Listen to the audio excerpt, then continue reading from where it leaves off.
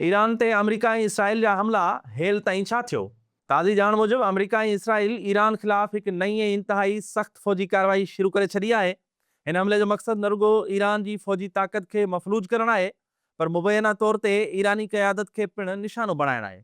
ईरानी media ऐं परॾेही ख़ाबिरूं इदारनि जी रिपोर्ट मूजिबि उहे हमला सॼे मुल्क में कया विया, पर उन्हनि जो बुनियादी मर्कज़ गादी वारो हंधु तेहरान हो। सदारती महल तेहरान जे उतरे इलाइक़े शुमेरान में सदारती महल जे वेझो 7 मिसाइल किरिया। ईरानी सुप्रीम लीडर जो कंपाउंड बि निशानो। आयतुल्ला खामनाई जे आफ़ीसुनि ऐं संदसि रिहाइशगाह जे वेझनि वारनि इलाइक़नि खे पिणु निशानो बणायो वियो।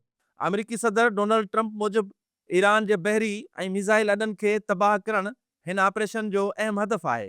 हिते सवाल इहो उभिरे थो त अमेरिका आख़िरकार ईरान जे सुप्रीम लीडर आयतुल्ला खामनाई खे छो निशानो बणाइणु चाहे थो? आयतुल्ला खामनाई केरु आहिनि ऐं संदनि कहिड़ी अहमियत आहे? 86 सालनि जो आयतुल्ला अली खामनाई 1999 खां ईरान जो सुप्रीम लीडर आहे। वटसि मुल्क जी सियासी, फ़ौजी ऐं अदालती निज़ाम ते सभ खां वॾा अख़्तियार आहिनि। हू ईरान जी हथियारबंद फ़ौज ऐं पासदाराने इनक़लाब जो कमांडर इन चीफ पिणु आहे। ताज़नि हमलनि खां पोइ परॾेही ख़ाबिरूं इदारे रॉयटर्स पंहिंजी रिपोर्ट में दावा कई आहे त खामनाई तेहरान में मौजूदु न हो ऐं खेसि कंहिं महफ़ूज़ हंध ते मुंतक़िल कयो वियो आहे। छा अमेरिका ऐं इसराइल जे हमलनि जो मक़सदु ईरान में हुकूमत जी तब्दीली जी कोशिश आहे? तर्ज़े निगारणी बयाननि मां ज़ाहिर थिए थो त हिन भेरे हिकमत अमली रुॻो फ़ौजी अॾनि ताईं महदूद न आहे। माहिरनि मूजिबि उन्हनि हमलनि जो मक़सदु ईरान जी सियासी ऐं फ़ौजी क़यादत खे ख़तमु करणु आहे त जीअं हुकूमती निज़ाम मफ़लूज थी वञे। अमेरिकी सदर ईरानी अवाम ते ज़ोर भरियो आहे त हू पंहिंजी हुकूमत जो तख़्तो ऊंधो कनि ऐं उन ते कब्ज़ो कनि। इसराइल जे दिफ़ाई वज़ीर यू गैलेंट ऐं वज़ीर आज़म नेतन्याहू वाज़े लफ़्ज़नि में चयो आहे त खामनाई जहिड़े डिक्टेटर जो वजूद हाणे ख़तमु थियणु घुरिजे। ईरान जो एटमी प्रोग्राम ऐं आलमी रद्द अमल। इहे हमला हिकु अहिड़े वक़्त में थिया आहिनि जॾहिं ईरान जे एटमी प्रोग्राम ते ॻाल्हियूं जारी हुयूं, जेकी हाणे मुकमल तौर ते ख़तमु सम्झियूं वञनि।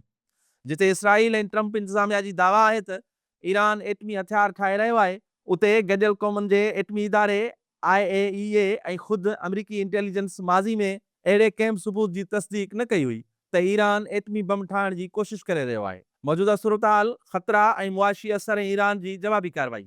ईरान सख़्त इंतकाम जो ऐलान कयो आहे, जंहिंखां पोइ सॼे इसराइल में ख़तरनि जा सायरन वॼी रहिया आहिनि। तिल अबीब समेत केतिरनि ई इलाइक़नि में दिफ़ाई निज़ाम खे फ़ाल कयो वियो आहे। अहिड़ा इतला पिणु आहिनि त ईरान जे हामी ग्रुपनि इसराइल ऐं अमेरिका जे कुझु अहम इंफ्रास्ट्रक्चर ते साइबर हमला शुरू करे ॾिना आहिनि। छा हमलनि खां पोइ दुनिया में तेल जूं क़ीमतूं वधी सघनि थियूं? ब्रेंड क्रूड जी क़ीमतुनि में ओचितो $5 खां $10 फ़ी बैरल ताईं इज़ाफ़ो थियो आहे। जेकॾहिं ईरान हुर्मुज़ वारे लंघ खे बंदि कयो त क़ीमतूं $100 खां मथे वञी सघनि थियूं।